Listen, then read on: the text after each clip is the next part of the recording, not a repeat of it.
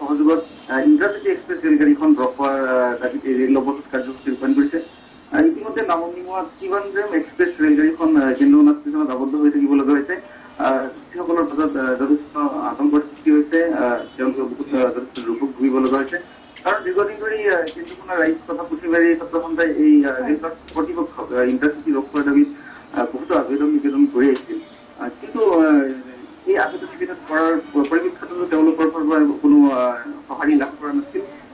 যিহেতু সেই ষ্টেচনত বহুতো স্কুলীয়া ল'ৰা ছোৱালীৰ পৰাই হওক, স্থানীয় ৰাইজে হওক, কেন্দ্ৰমোনা ষ্টেচনত সদায় তেওঁলোকৰ নিজৰ নিজৰ কামত যোৱাৰ বাবে কেন্দ্ৰমোনা ষ্টেচনত ৰখিব লগা হয়।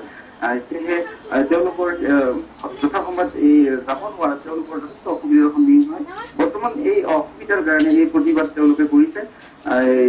প্ৰায় শতাধিক লোক উপস্থিত হৈ এই অৱৰোধ কাৰ্যসূচী ৰূপায়ণ কৰিছে। বৰ্তমান এই অৱৰোধ কাৰ্যসূচীত বৰ্তমান চলি আছে আৰু এই ঘটনাস্থলীত যথেষ্ট সংখ্যক আৰক্ষী বাহিনী মোতায়েন কৰা হৈছে।